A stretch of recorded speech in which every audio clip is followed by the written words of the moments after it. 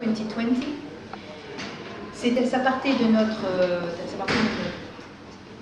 programme sur l'aménagement des espaces publics. Nous avons beaucoup travaillé là-dessus, que ce soit récemment sur l'aménagement des espaces publics pour les enfants.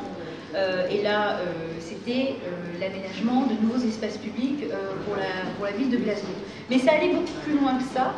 C'était en fait ce que nous avons appelé un exercice d'imaginaire collectif, un exercice d'imagination collective. Et nous avons travaillé avec la ville de Glasgow pour essayer justement d'abord d'examiner la façon dont les habitants de Glasgow percevaient leur propre espace, leur propre ville, et ensuite pour essayer de travailler avec eux pour changer cette perception.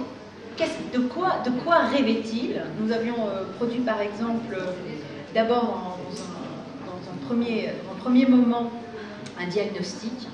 On passait beaucoup de temps à Glasgow à demander aux gens de nous dessiner leur propre carte en fait de Glasgow. Et nous avons encore ceci, ces espèces de murals à Demos où nous nous sommes rendus compte, et c'est là que par exemple la ville de Glasgow elle-même n'avait pas tout à fait saisi, la carte mentale des habitants de Glasgow n'avait strictement rien à voir avec la carte réelle, soi-disant, ou du moins réelle sur papier, de la ville de Glasgow. Les frontières entre les quartiers n'étaient pas du tout là où les pouvoirs publics les percevaient, et donc ça avait de véritables conséquences sur les aménagements, sur l'utilisation des infrastructures. Donc déjà au départ nous avons refait ces cartes avec eux, et je pense que d'abord ça a été un processus très intéressant pour nous, mais ça a été aussi un processus très intéressant pour eux, d'abord parce que chacun a confronté sa géographie mentale à celle des autres, et puis aussi parce que les gens se sont retrouvés dans certains clichés.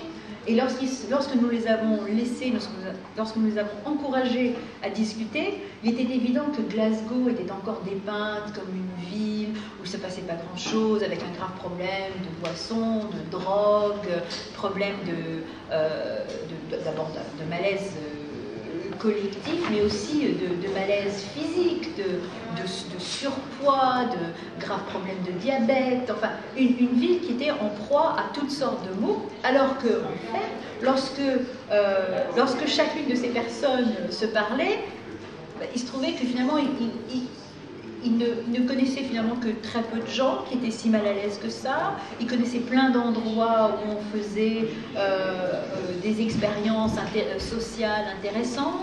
Les universités avaient commencé à jouer un rôle totalement différent. Donc finalement, ils se sont un peu débarrassés eux-mêmes de ces clichés. Dans un deuxième temps, évidemment, nous leur avons demandé quel était leur rêve pour Glasgow. Et on a fait une campagne sur des cartes postales. On a demandé à tous les habitants de Glasgow de nous envoyer une carte postale en leur demandant en 2020 qu'est-ce que vous voulez pour Glasgow. Et nous avons eu toutes sortes de réponses extrêmement intéressantes, celles d'enfants, celles de personnes, de parents, de personnes plus âgées. Et donc nous avons recréé les cartes de Glasgow à partir de ces aspirations, à partir de ces désirs, à partir de cet imaginaire-là, qui était imaginaire mais qui était beaucoup plus réel que les clichés à l'intérieur desquels ils vivaient. Alors pour ça, il est évident que pour mobiliser une ville, nous avons utilisé un certain nombre de moyens, des moyens qui étaient des moyens privés. Par exemple, beaucoup de gens nous ont prêté leurs bateaux sur la rivière. Nous avons créé des lieux comme celui-ci, où tout le monde pouvait venir travailler avec de la Wi-Fi, etc., pour travailler sur l'avenir de Glasgow. Tout le monde était impliqué dans le développement de l'avenir de Glasgow, de l'avenir de cette ville. Nous avons aussi, à un moment donné, c'était une très bonne idée, mais en fait, ça a été vraiment un cauchemar logistique. de louer des trains qui faisaient Londres-Glasgow. Et nous avons fait, et dans ces trains Londres-Glasgow, nous encourageons les gens à raconter les nouvelles histoires de Glasgow.